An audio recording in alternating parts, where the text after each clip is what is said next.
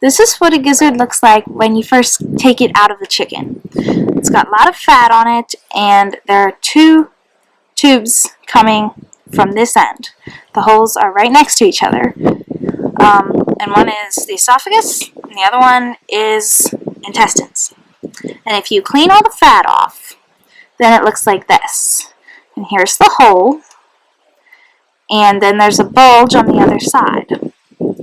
If you cut down here or up here, where the muscle's really thick, you can take out the sac pretty easily. You gotta cut down just until you can see white.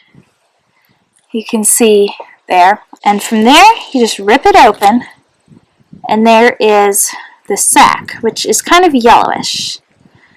And you can just peel that right out, and there's your cleaned gizzard. This only works if your gizzard is cold.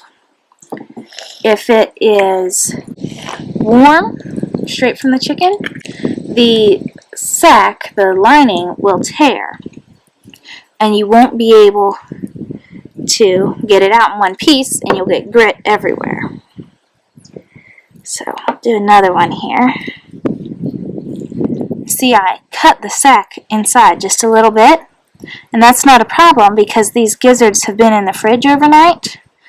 But if this was the same day, it probably would have ripped completely open. We would have gotten stuff everywhere. And I'm going to go ahead and open this so that you can see what's inside. This is rocks, and it looks like grass fibers. This is the chicken's teeth. Chicken don't have teeth, and so they swallow little pebbles, and they go down into the gizzard, and all the muscle around it grinds it together, and that's how they grind up their feed, since they don't have teeth. And the gizzard is actually the third stomach that a bird has. The first one's the crop, and then there's another one, I'm not sure of the name, and that's where they add the digestive acid and everything to help digest their feed.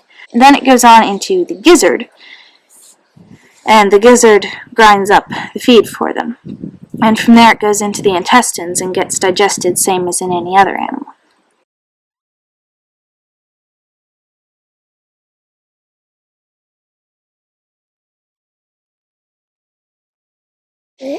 Yeah. I usually cut it on the side opposite the hole. Here I can see the hole is pointed up. I turn it so that it points down and cut back here. Seems to go open easier then. And after you've done it a few times, you figure out how deep to cut.